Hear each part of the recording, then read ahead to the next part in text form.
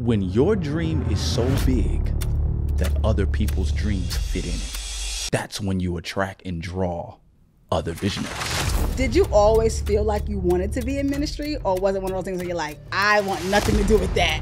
People who actually are too eager to be in ministry actually make me nervous. A lot of seasoned saints are walking in defeat and fear, so they don't feel bold enough to correct. Yeah. And then a lot of young people are walking in arrogance and delusion. Woo! So they don't know that they need direction and correction. Some of us have problems to be solved, and sometimes we have tensions to be managed. And if we call the tension a problem, we'll spend a lifetime trying to solve something that I'm not supposed to solve, I'm just supposed to manage. To constantly berate each other and degrade each other is an assumption that God didn't put as much value in them as he did in your generation. And I think we have to dismantle this idea that because they like something of old, they're wrong. Yeah. And because you want something new, you're wrong. Yeah. I don't downplay your visions, and you can't downplay my dreams. This is so good. Don't bring no drama my way. Don't bring no drama my way. Don't bring no drama my way. Yeah, I might have a great day. Don't bring no drama my way. Don't bring no drama my way. Don't bring no drama my way. Yeah. What's up, everybody? Welcome back to another episode of I'll Just Let Myself In with your girl, Lish Speaks. This is the podcast where we do not wait for imaginary permission slips. We don't wait for anybody to give us a seat at the table. We walk through our God-given doors. We just let ourselves in. If this is your first time experiencing this, you're going to have a good time. If you're back for another episode, I thank you. You could be anywhere in the world, but you're here with me, and I appreciate that. I have an amazing guest today. Chill. Incredible guest. Chill. He is a pastor. He's a dad and amazing husband. He is a musician. I would say rapper, but you do more than just rap. He's a musician. Yeah. He's a master of divinity, a clothing line owner, a podcast host. And I know I'm forgetting some other things. Nah, He's a PK, so you know you're finna preach. That's enough. Ladies and gentlemen, make some noise for Deshawn Robinson. Give What's it up. up, family? Listen, man, I'm so happy to have you here. I done let myself in. You didn't let yourself in. Here we go. Listen, Let's get it. Before we get started, I have one of the most amazing segments in podcasting, if I do say so myself. It's called What I'm Stepping In. It's where I show you guys what I am wearing for the day. Today, I'm wearing a shoe that you guys have seen before. I wore this shoe on an episode in the first season, but I wear my shoes, right? I'm not buying a new shoe. Wear your shoes. Yeah, for every episode. You know what I Wear mean? your shoes. I wear my shoes. So these are the 2024 Air Max 95 Atlanta pack that came out. Many of the stores had them. I got mine from Soul Play. Shout out to my family at Soul Play. Tough. I get almost every shoe that I have from Soul Play. So Soul Play, let's have a conversation. Okay. Talk that sponsorship. Nah, Soul Play shows me so much love. But I'm thinking about this episode and the next episode. Right. From Soul Play. So, but yeah, I got these from Soul Play. Love this shoe. It's an Air Max 95. It's a classic. Super comfortable. So it matched with the hoodie, which we'll talk about in a second. That hoodie nice. Right, you know what I'm saying? That hoodie but you know what I nice. say here on our podcast. If you like them, go get you some. All right, so let's talk about this hoodie real quick, and then we're going to get into all the other credentials. Let's talk like about I said, it. you have a clothing line. It is called Free the Soul. Yeah. And I love this hoodie because it says free indeed. Yeah. Right? And whom the sun sets free. It's free. It's free indeed. So My. give me some of the inspiration behind your clothing line, your music, just all the creative endeavors that you have outside of all the other things you do. Well, that's interesting. That's a wide and broad question. So I'm gonna go wide before I go deep. I think specifically with Free the Souls, my wife said this, and I'll never forget this one line that she dropped on me. She said, "The clothing line is literally a dream come true." And here's what she meant by that. I never in my wildest imaginations wanted to. Now I'm a fashion guy. I like fashion. I like pieces. We're gonna get to that later. We're cultured people, right? So we like pieces. It ain't just clothes. It's like pieces. It's decor. It's art, right? So, but I never saw myself doing clothes as like a way to earn money, or even forget earning money, but just impact the world or imprint legacy in the world.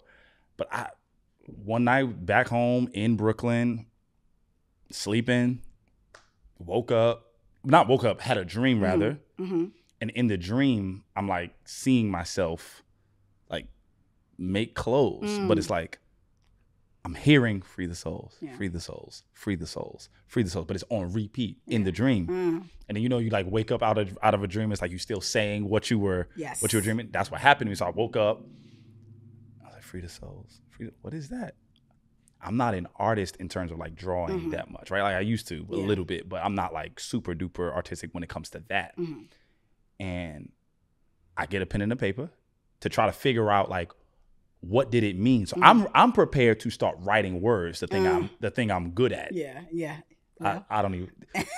I'm trying not to be preachy. I'm trying not to be preachy because I picked up the pen thinking I'm about to do something I'm already used to, that I'm already good at, and instead of writing, I started getting a vision of this like snakeskin cap, and it was called. This idea came to mind. I call it the free from the serpent. I'm like, okay. So I start drawing out the cap, and I'm like, what does this mean? What am I supposed to do with this, right? And then my wife wakes up the next morning. I'm like, yo, I had this dream. I'm like, clothes was never on my mind. I don't draw. But yo, check out this cap I did. What you think? She like, fire. Amanda's she gets online. She lit. She start researching how we start, where do we go, vendors, stuff like that. So, and I mean, I don't want to segue. I don't want to move too fast with your agenda. Tell your story. We got edited. I do think like that's part of the value of partnership, especially with the spouse. It's this. Wives have this ability to materialize things that are seeds in us, right? So it's like, I know we look at that, be fruitful and multiply. Command in Genesis is something for Adam and Eve just to fill the world with kids. But it's much deeper than that. It's much deeper. I think there is seed and womb that is not just physical. That when the two people, the right two people come together, there's like a manifestation and a materializing of that. So she helped to take a seed and like make it bigger, make it greater. Shout out to the wives out there materializing the seeds that are dropped from the husband and man of your house. We're gonna talk about your wife and your kids in a bit. So that's how it came about. Those literally started as a dream. And then just like, okay, let's get to it. I don't want to do this, but I feel a prompting. Let's go. You know what I mean? So, I love that. Yeah. Let's go back a little bit into your childhood. You are a preacher's kid from Brooklyn. Yeah. Your dad pastored the church for 32 years, right? Or something like that. A little more than that. Was 93 is when he started. So now, you're right. I'm sorry, 93, 32. So, come on, research. A little research. My bad, Dad. And so, did you always feel like you wanted to be in ministry, or was it one of those things where you're like, I want nothing to do with that? What? I'm gonna say this. I'm actually, people who actually are too eager to be in ministry actually make me nervous. Yes. Because you don't know what you're asking for. Not only first of all, you romanticize something that's bloody. So you make it sound like a fairy tale when it's a lot bloodier than you realize. But in addition to that, not only is there's this like misassessment of what it takes to do it, but in addition to that, it's like let me not say all, most or many biblical figures that I see who are being called into ministry always have some resistance or some doubt initially. Most, maybe not everybody, but most, right? Moses is like, you sure you want me to go to Pharaoh? I ain't the one. I got a little stuttering problem. I don't talk right. Isaiah's like, I'm a man of unclean lips. Jeremiah's like, hey, I'm too young. Right? Gideon's like, I'm the least in my family. My family's the least. Like, I can keep going. And it's like, nobody really wants to do this. So people who really want to do it make me a little bit nervous, because that means you actually don't understand the cost and the toll. So, no. I did not want to be a bit. I don't care how many tongues I saw my dad speaking or people I saw healed. That was never something I wanted to do, in spite of the fact that I started really early. People would think that like, oh, you must have wanted to. I got licensed I preached my first sermon at 17. So I was in my senior year of high school. And I was like, but people don't know how long I was running because I was hearing God before then. Gotcha. So like, it looks like, oh, you accepted young. You must have wanted to do it. It's like, nah, I heard him from my youth. Yes, same. You feel me? I definitely it was like, no, I don't want no parts. You know what I'm saying? Yeah. So no, it was not something I wanted. So when the calling came and you could no longer ignore it, right? What do you feel like was the prompting for you to answer? Was it that 17-year-old preaching that sermon? Was it after you get to Princeton and you study, you know, I know it was before then because I know you. Right. Yeah. But, you know, for the people, was it when you get your Master's of Divinity, when did you feel like, no, I got to answer this call in a real way, full-time kind of vibes? That's a good question. I don't know if I ever got that moment where it was like, to me, like right now I work in full-time ministry, like as a career. But that's a very important sentence. That's a very important sentence. But I'm gonna let you finish. I was about to say, because we can go if you want to go there. We can go. Yeah.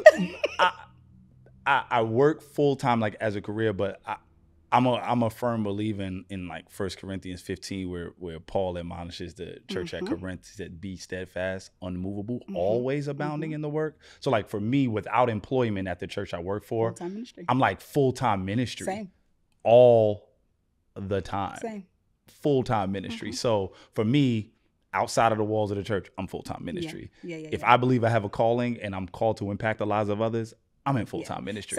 Same. And I always tell people, the funny thing about it is if you go to the right church, they are only hiring the people who would have did it for free. Yes. Ooh, wait a minute. I go to a church, they hired me because of what I was doing for free. When I first went into ministry when I was 20 years old, I was traveling from Brooklyn to Harlem, leading a campus ministry 6 days a week, studying Bible, baptized for free. Come on.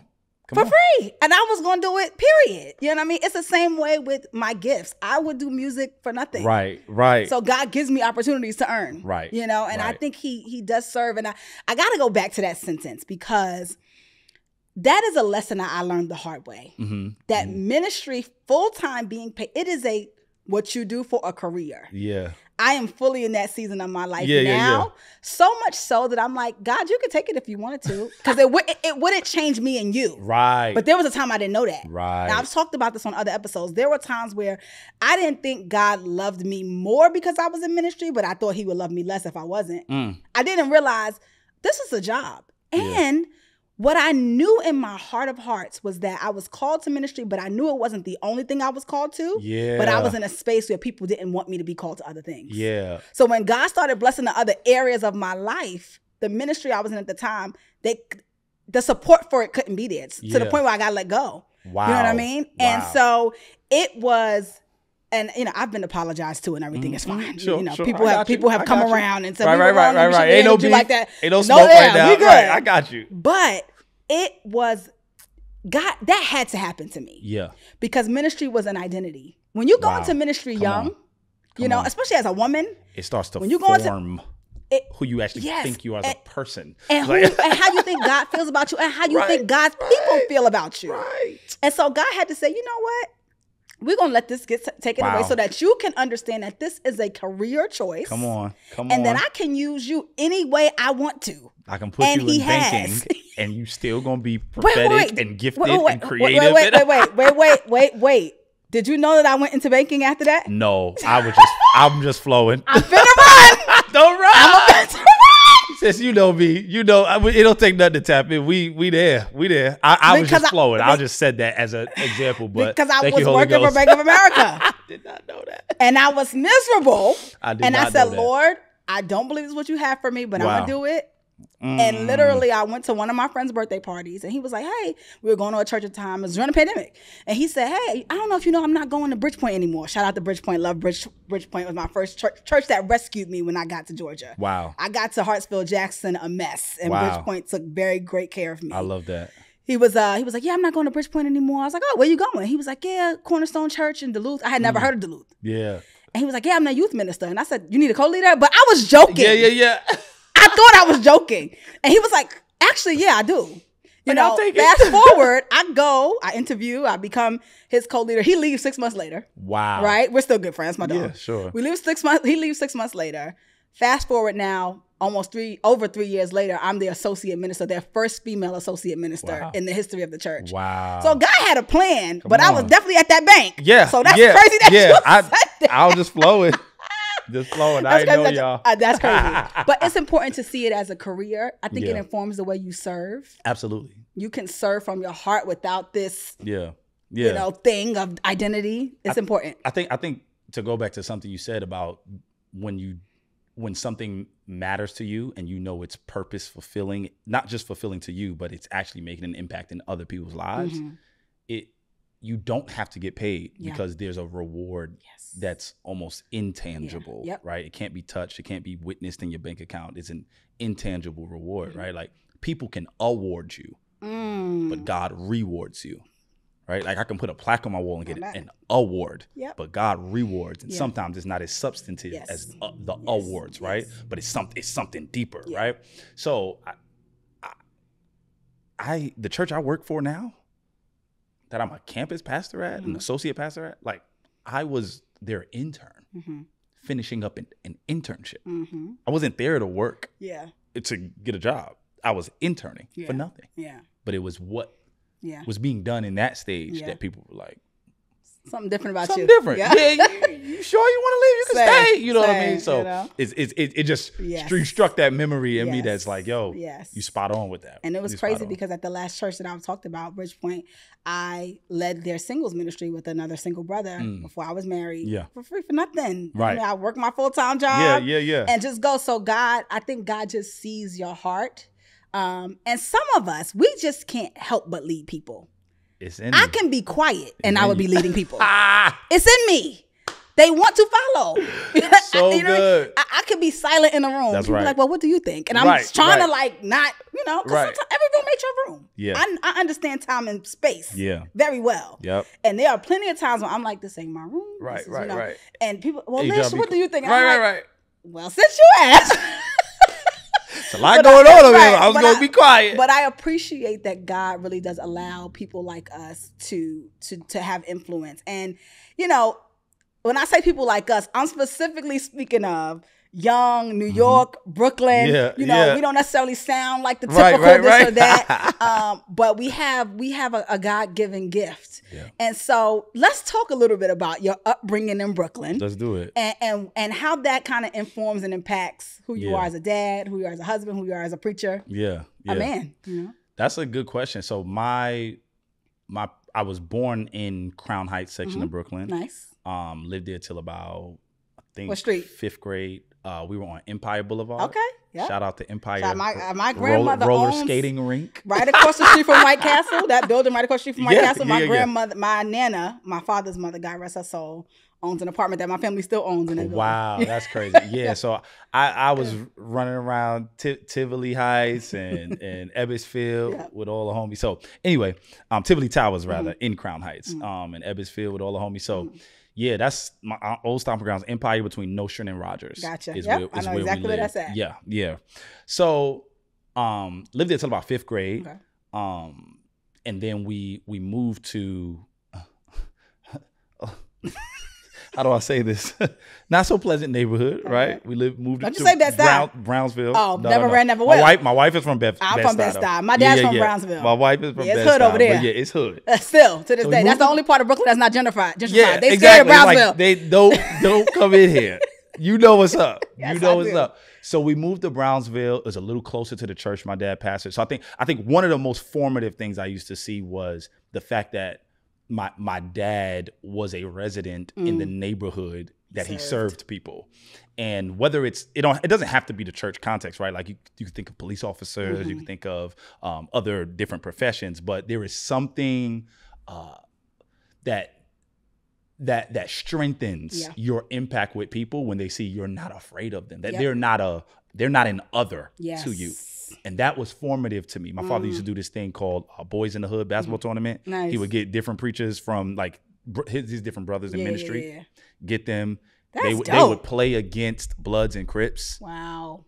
They would play against Bloods and Crips, do basketball tournaments. If the Bloods and Crips lost, they would have to drop their flag, stuff like that. He's done gun buyback programs, all that stuff. Partner with law enforcement, do gun buyback and things like just like I've seen flags and drugs dropped at the altar, like just in it. You know what I mean? Like in it. And that was super formative for me. I'm also one of 6 though, right? So I got 3 brothers, I got 2 sisters, right? So living in it was a 3-bedroom house, but with its 6 siblings, 2 parents, that's 8 people. That ain't enough room, right? Like might as well be a 1-bed. Might as well be 1-bedroom. Right? So, you know, you learn the value of community. You learn the value of sharing, right? And genuinely caring for someone else. Yes. And those things were super formative. But we were also in Brownsville. Yeah. We were in Brownsville. Yeah. So we had to know how to fight. Yeah. We had to know how to stand up for yourself. Yeah. Right. You gotta talk quick. You gotta talk and quick. Get what you gotta get. Man, I was in everything. So, you know, a lot of things that we didn't got time to start going through and digging through, but so many things God rescued me from. Yeah. But when I look back retrospectively, it's like I realized his hand was never not on me. I know that's a double negative. I know. Yeah. But his hand was never not. You went to Princeton. You can use a double negative. We know you smart. Right. There was never a season where his hand was not on me. Yeah. Right. And I was in my prayer time the other day, and I'm like boo-hoo crying. I'm in my closet like I'm going, like literally there's an audit happening where the Holy Spirit is just bringing up things that I'm like, I shouldn't have made that. I made it out of that. Yeah. And yet and still, his hand was on my life, and he gave me experience that can't once you get exposed, you can't get unexposed. Yep. So he gave me experience that I can't take away that makes me relatable, similarly to how my dad was to the people he lived around. But at the same time, he preserved me because he needed me for something else. Yeah. And it was hood, around a lot of Bloods, a lot of Crips, a lot of, you know, gang activity and drug. And the 90s was real for gang activity. You might as well be in LA, in Brooklyn. Listen, you wear red. Yes, don't let it be an initiation day. They used to let us out of school early on certain days. I could wear this jacket on no initiation day. You better. No. And we get out of school early on Halloween. What? Because there's like, get home. Get home. Get home. So listen, it was amazing. It was amazing. And I'll say this lastly in terms of like that upbringing, like, you know, nobody's perfect. No family's perfect. But what I got to witness from my dad and my mom being together, and then I come outside and a lot of my friends or people in the neighborhood, you know, families are broken. Right. Or they're like, yeah, I got a brother, but he lived, sister, but she lived, And we come outside and it's like, we like each other. It's like me and my siblings, we go outside to play. Yes. We like each other. You know what I'm saying? My brother on my team. What's up? 2-on-2. What's going on? You know what I mean? So something about that, here's what I witnessed. I witnessed a counter narrative that was dropped in the center of another narrative. And I got to live and be exposed to a counter narrative. So I grew up being confident in being different. Yep. Because my family was planted and rooted in a neighborhood that we were the counter narrative. So now I can walk around it, and when I'm walking into purpose, I now have become accustomed to knowing purpose sometimes looks different. It sometimes looks black sheepish when white sheep are around you. It sometimes looks like going against the current when everything else is flowing that way. But I got exposed to what it looks like to be a counter narrative. Yeah. So now I'm not lacking confidence when I gotta make counter narrative like decisions as a creative, because I know eventually y'all gonna see why this was valuable. I'm comfortable in this space. I'm here. I can sit here until y'all get it. I can wait. Sit in it. I love that. Y'all get here when you get here. I'ma sit in it. Absolutely. Let yourself in when you get here. Me do a plug. Let yourself in when you get here. I'll be right here on this counter narrative, against the current, uncomfortable, isolated couch. And when you get here, I'm ready. So that's probably the most formative thing. Yeah. That's good. I got in my upbringing. That's so good. Yeah. You said something in a sermon a couple of months ago. You were talking about how growing up in the church you grew up with, and, you know, there's a lot of seasoned saints. Yes.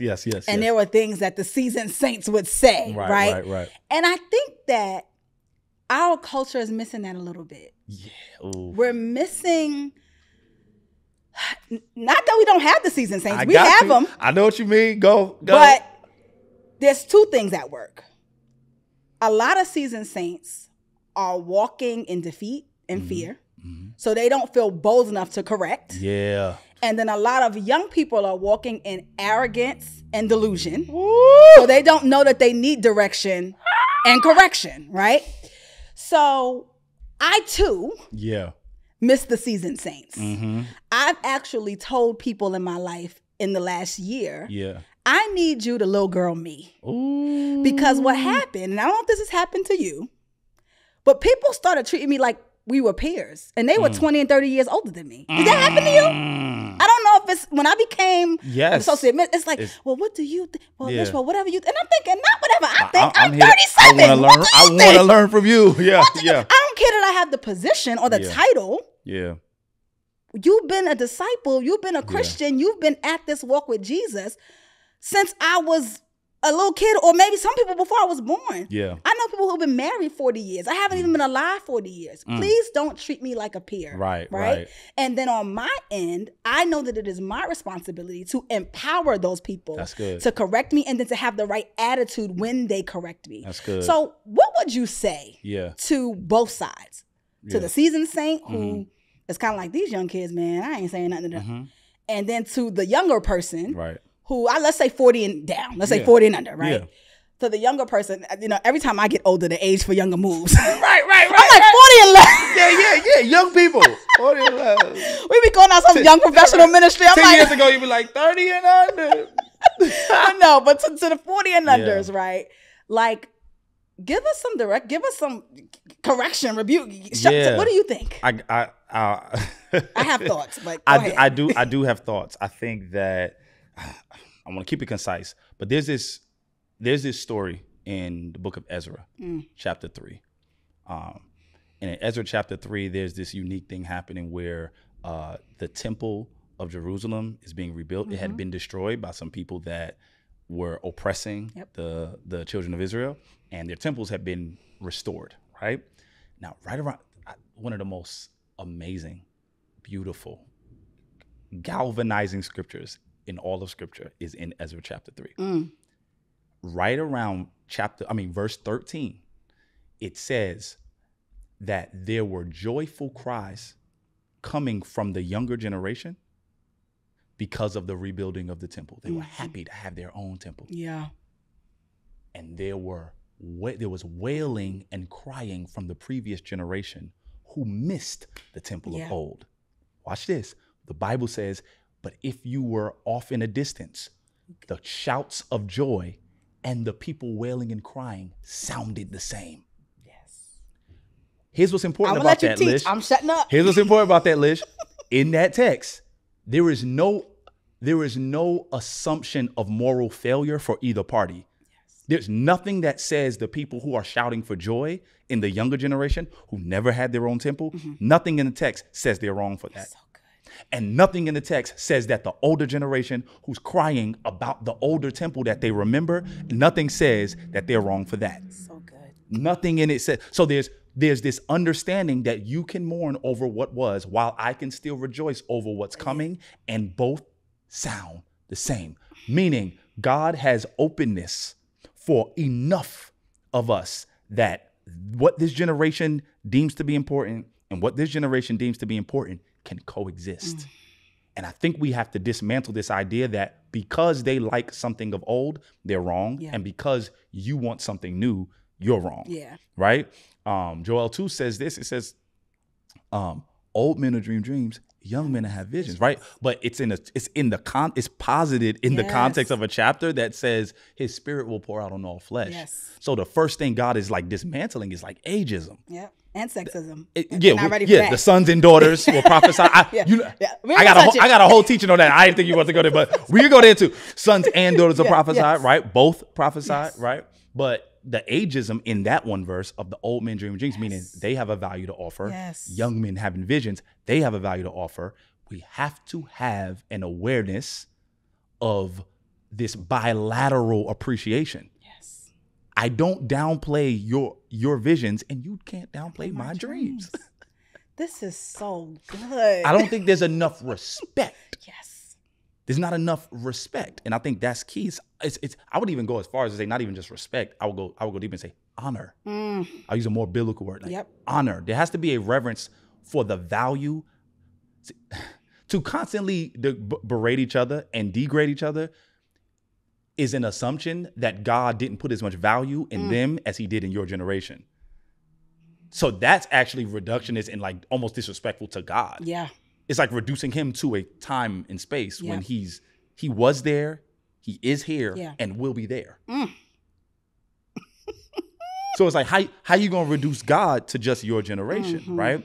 So if we have true honor for God, we also honor what he has put of value, what he has put that's valuable in the other party that we seem to have a rub or friction with. 100%. But I'm a little old school too. And I think we got to get back to some what's considered antiquated, but like there's a commitment. Yep. There is a focus. There's a there is call. a diligence that's not as associated with the bag. That's like, I'm just in this. Yes. And that's the kind of commitment we saw of old that we don't have nowadays. Oh, that's good. Yeah.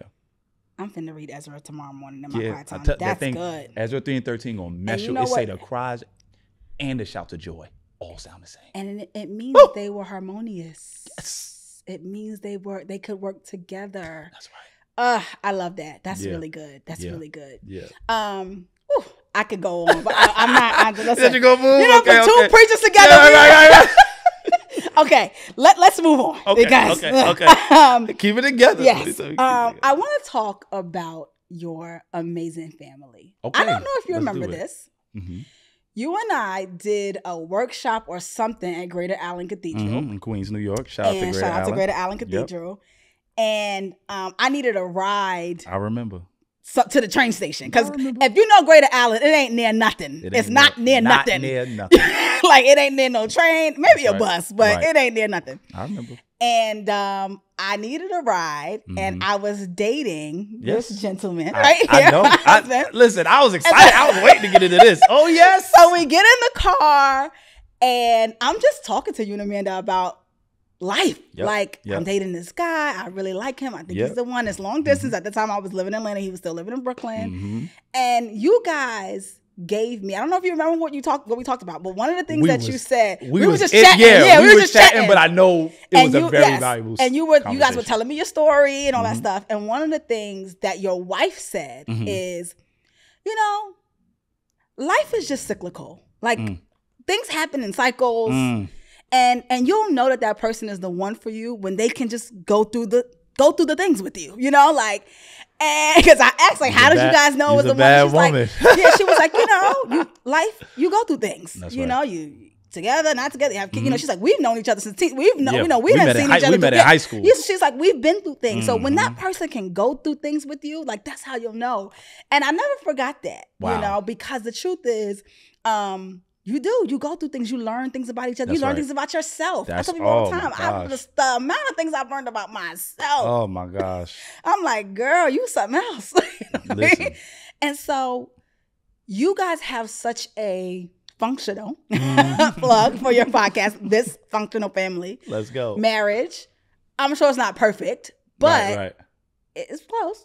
Outside. I'm honored to have a peaceful home I like going home to. Yes. Insane. We brag on the opposite a lot and talk about the opposite a lot. You can say, I am glad to have a home I like to go home to. You guys are such great examples of young marriage, of love. You know, how do you do it? What are some of the things that you guys do to really keep you guys are loving, you're fun, you're flirty. It's not corny. Right, it's not like we're Christians. Right, you know, right. Nah. A lot of things that that I thought as a single person, and I was like, I would look at different marriages. Yeah. And there were things I'm like, I'm gonna even take that, I'm gonna take that, and I do. You know, my house is very fun and flirty. Yeah. We have a good time up in here. Let the church say, man. The bishop voice.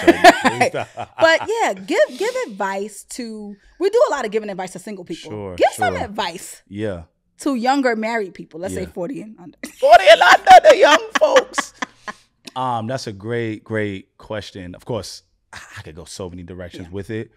The first thing I would say is that this is advice I got a while ago, but 2 masters in a relationship never work, but 2 servants always work.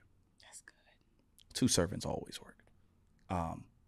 I think when you become, not to a fault, not detrimentally, but when you become consumed with the wellness of the one you've been given, and you really trust God that they are consumed with the same, it's not much you got to worry about. They take care of you. Yes. They take that can go anywhere. That can go to the bedroom. That can go, because watch this. We think about trust like, oh, I gotta have trust, and yes, you need trust, but we limit trust to just like, are they faithful to me outside of their presence? Right. But trust is also about, are the decisions they make in service of our whole. When I'm here right now, when I leave here, what I do with my money matters to the whole of my home. Correct. What my wife is doing right now with her time matters to the wellness of my children when they get home from school. Like you tracking? Yep. Like trust is much bigger than just outside of my presence. Are you faithful to me? It's outside of my presence. Are you making decisions that serve me? Yeah. Right. And we are in a self-absorbed. Here's the challenge, right? Speaking of that, like countercultural, counter narrative, you have to be when you're called to something. We're in such a self-absorbed context that you just have to be really sensitive to what's informing what you think the summit or the apex of a good relationship is. So if you're being informed by a society that is, the minute somebody do you wrong, you out, and it's like, that's not realistic, because I'm not saying to take anything, but it's not realistic because there's some things that when you're living with a human are just going to happen. Yep. It's just going to happen. So I think a lifelong journey of servanthood is the answer. Yeah. Like I am regularly trying to figure out how to serve that woman I live with. Yeah. And I know it helps her in how we both love our children. It helps her in how she reciprocates that servanthood and that love. Yeah. Like I know we talk about love, but we don't realize how much servanthood is involved in love, goodness. Right? Like the epitome, the really popular scripture, John 3:16, the epitome of love is like that God gave. Yes. And it's like something had to be sacrificed in order for him to really embody this picture of love that we would understand. Yeah.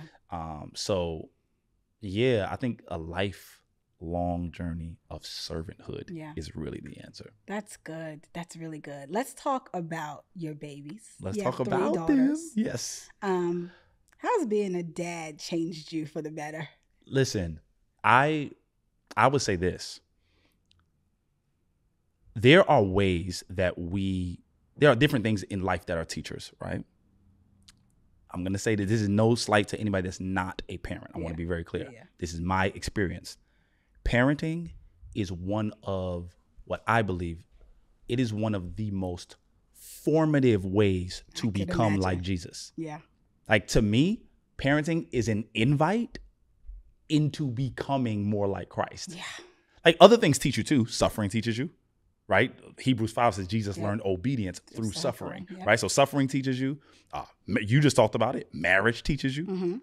Something about parenthood teaches you so much about, like right now we have an 11-month-old at home. She turns 1. We have 3 kids, but our youngest is 11 months. She turns 1 this year, right? And here's the deal. She can't do anything for me right now that I can do for her. Yeah. It is unilateral love. It goes one direction. Yeah. I feed her, I clothe her, I protect her. Yeah. Change the diaper. I change the diaper. Yeah. I wake her up, put her to sleep, I'm kissing her. I'm giving her affection, giving her attention, giving her appreciation, giving her affirmation. She's not doing any of that for me. Right? What other dynamic can you learn the love of Christ that fast? It's like an accelerated program into learning how to love like Jesus. And here's what I love about kids, and I'll close with this when it comes to my girls. I love my children. Here's what I love about kids. Parenting will only be successful when both parties remain students. So if you look at Proverbs, right? I know it's a book of wisdom. But if you look at the authors, the sages of Proverbs, the wise people who are writing, mainly Solomon, but there's other sages that are writing, they're writing to their sons. Yeah. They're writing, it's actually a letter to your son about how to practically navigate earth. If you read who their audience is, it's not meant for the world, it's meant for their child.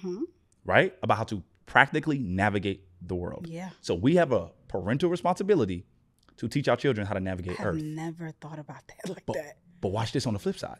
Fast forward New Testament, Mark 10. Like one of the only 3 times or 2 times you see Jesus get mad in scripture is when his disciples try to keep the children from him. The Bible says he grows indignant. And he says, suffer not the little children, right? Suffer the little children, bring them to me, right? He puts them on his lap. He said, unless y'all become like one of them, you won't enter the kingdom of heaven. Yes. Watch this. Proverbs teaches us what our responsibility is to them.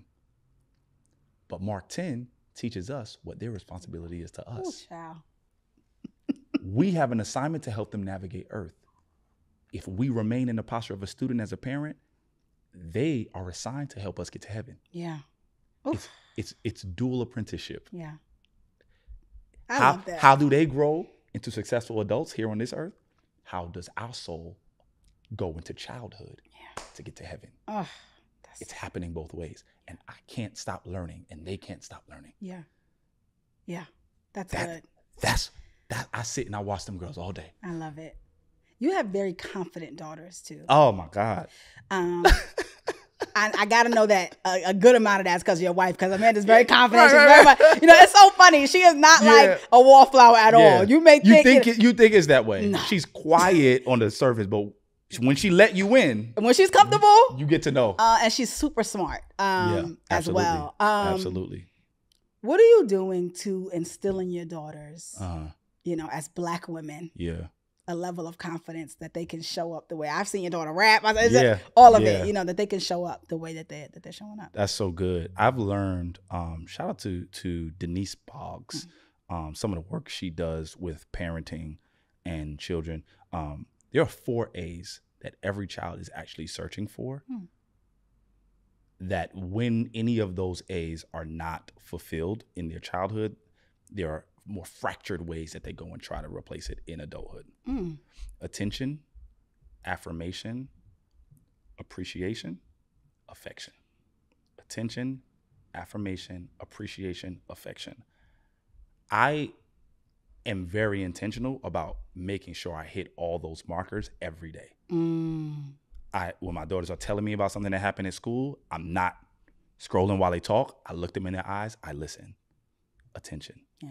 Affirmation, before I drop them off to school, we say the same thing every morning. I am blessed. I am brave. I am brilliant. I am beautiful. I say it, they repeat after me every morning without fail, right before I drop them to school. I am blessed. I am brave. I am brilliant. I am beautiful. I love that. Affirmation every day. It's in them. It's in them, right? So attention, affirmation, appreciation. They do something for me, I say thank you. I don't just like, girl, go give me the, right? Give me the remote. Yeah, it's like, thank you, baby. I appreciate it. Yes. Right? And they see you appreciate their mom. Come on. You got to model it. If we go there, we could go there, but right? And then affection. Yeah. Now, affection can look different, right? Yeah. I don't want to get into like love language word, but like right now for Emery, who's still a baby, her affection is just let me grab your face and let me rub up on you and let me get up under you when it's time to sleep, right? For Yaya, who's 10, it's like when you drop me to school, Daddy, don't kiss me in front of my friends. I'll give you a hug when I get home. Okay, if that's when you want it, that's when you're going to get it. But I know you want it. I know that's what helps to mold a healthy child. So I give her that affection. I just cater it to when she wants the affection. She wants the affection when I come home from work. Yeah. That's when I give it to her. Yeah. I ain't going to embarrass her in front of her friends. Right. She wanted then, that's when I give it to her. That's amazing. But I make sure I like on a daily basis, I try to hit all 4 of those things. I love that. Yeah. You and your wife have a podcast called This Functional Family. Yeah. And you guys give marriage advice, intimacy advice. Y'all be buying people free lunch sometimes, all sorts of things. What's your favorite thing about that podcast and just about having a platform where you can talk about family? Listen, I think that, as I mentioned earlier, there are narratives that float on the internet, on the media, and sometimes even in the corridors of our own minds based on our experience. And we always look at healing as just something that happens to the body. But I'm going into some Christian context, right? But like when you look at that word salvation, like when Jesus saves us, where we get the word saved from, that word salvation, it comes from the word salve, S-A-L-V-E, which is actually in context historically used to be associated with healing elixirs. Yes. Right? So salve, that we get the word salvation from, meaning to be saved is not just to be bought back and redeemed from a thing, but it's also to be healed. Yeah. Come on, balm in Gilead. It's the balm in Gilead. Yes. So I think that we have found that there are narratives that float that cause sickness, that cause hopelessness, or the sickness of hopelessness in love. I remember when you got out my car the other year, and you were talking about your now husband, who you were just dating at the time. I remember when you got out, me and Amanda prayed for you. Amen. Me and Amanda lifted y'all up for the longevity, for the peace, for the wisdom that if he ain't the one, God let her know. Now we never got to just you don't know this. We prayed for you. Wow. So it's like, it's so many like negative narratives that are causing deterioration of the soul and a sickness. And it's like, how do I offer hope as healing? Yeah. Oof. Because the body's not the only thing that needs to be healed. Yes. Our hearts, our soul, the word we get, hey, I'm going to get into the preachy nerdy bag, but like the word we get soul from is suke in the Greek, but it's P-S-Y-C-H-E. It's just pronounced suke. Ooh. That's where we get psyche from. It's so the soul is the mind, the will, the affections, imaginations, emotions. Yeah. That's the suke. That's the soul. Oh, so good. All of those things need healing because they're broken by a fractured world. Yeah. So the most exciting thing that we get to do is like when people DM us like, yo, that episode changed how I talk to my wife. That episode or that content changed how I deal with my child, even when I'm frustrated. Yeah. You know what I mean? Like, that's so good. It's the testimonies. It's the healing. Yeah. It's the salvation. I love it. All right, I got 2 more questions for you. Do I your have thing. others, I'm sorry, but I got I'm no, it's fine. It's fine. I love sorry. this. This is me. I love it. You are a campus minister, associate minister at Change Church. Big church in Atlanta. Yeah. 4 services on a Sunday. My God, pray for me, y'all. You guys are getting ready to go into a new territory there as well. Yeah. You're serving under a worldwide known pastor, Dr. Darius Daniels, who I quote almost every episode. People be like, don't you go to a different church? I'm like, I do, but I be watching. He's brilliant. And I sneak into Change whenever I can, whenever my schedule allows me to. What is it like for you as a man of God being under submission in this role, but also knowing that God has, called you to some things as well? I feel like you play the line so well. Like you maybe not playing, right? Clock it. There you go. You respect that line so well. I feel like there's no ego. You're just happy to be of service. Yeah, that's it. How does that feel? How does that work? Being under somebody like that. Yeah, I think it's at first it's intimidating, of course, especially when you start to see how he actually views you. And it's like, oh, you think that highly of me? You know what I mean? It's like, wow, okay, you have to have a healthy heart. Yeah. Because you don't want pride to sneak in or ego to sneak in. But in addition to that, you also don't see, we always talk about like ego and pride, but we also don't talk about how the enemy also uses low self-esteem. Yes. And insecurity.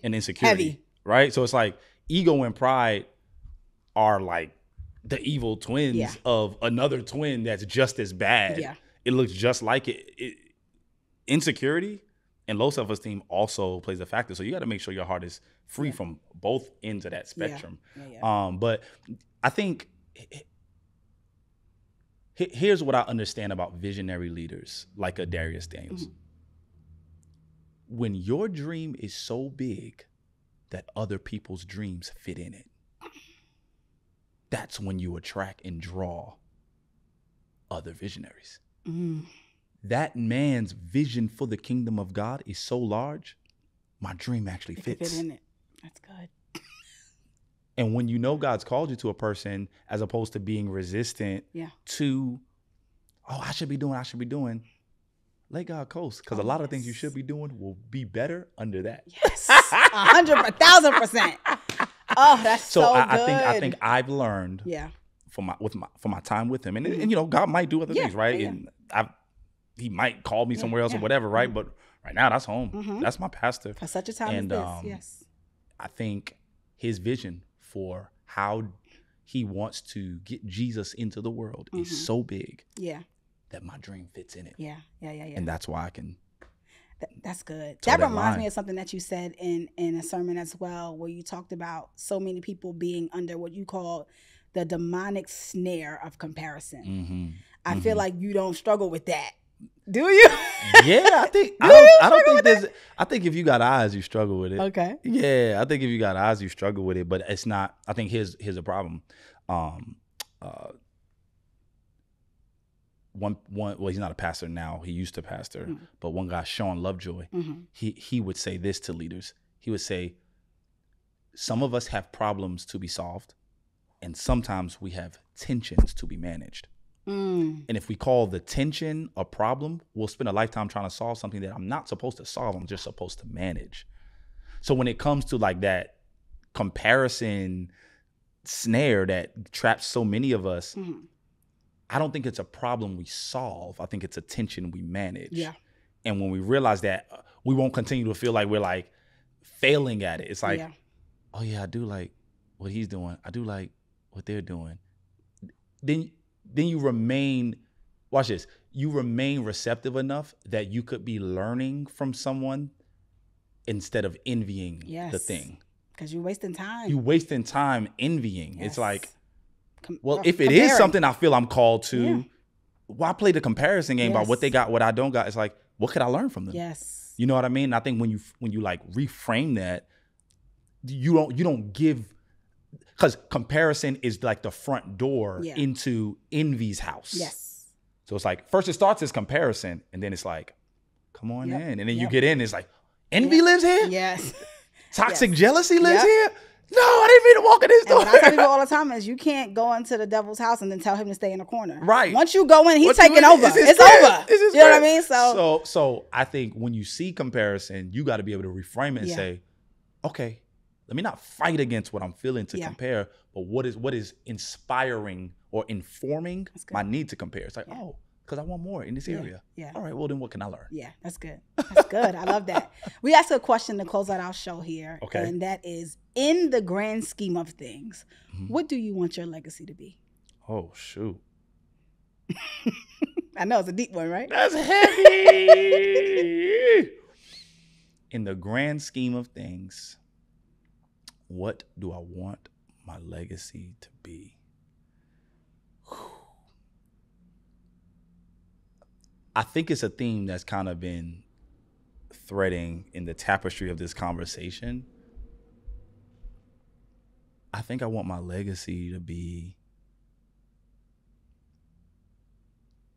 the answer for people who are trying to soar as a servant.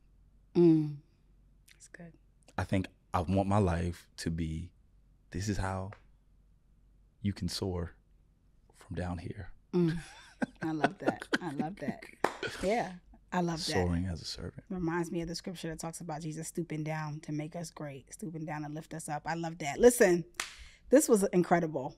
This is one of those episodes where I know I'm going to go back and watch it so intensely because you gave us Bible, you gave us jokes, you gave us all. Listen, I enjoyed my time. So thank you so much for being here. Tell the people where they can find you, anything you got coming up, let them know. For sure.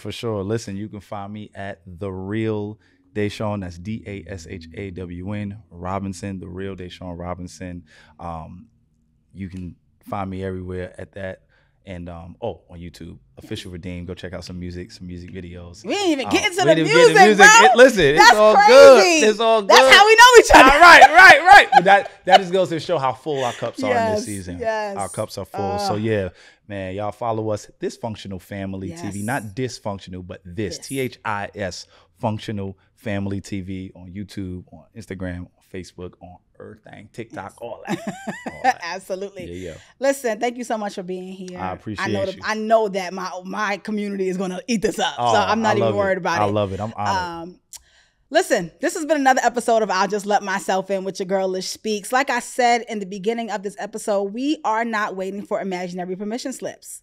If you can let yourself into somewhere, that means the mechanism to get into that place is available to you. The key is under the mat. It's inside the rock. The door might be automatic. If you just walk close enough to it, it may open for you. That's how we operate here at this podcast. So please let yourself in.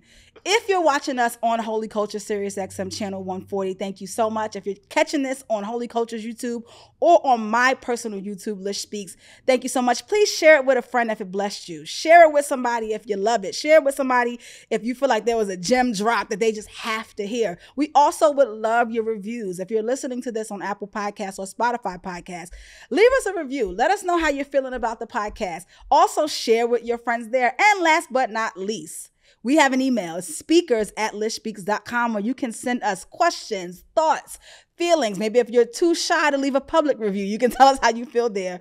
We'd be happy to hear from you. I can't wait to see you again for another one next week. Love you for real. Peace.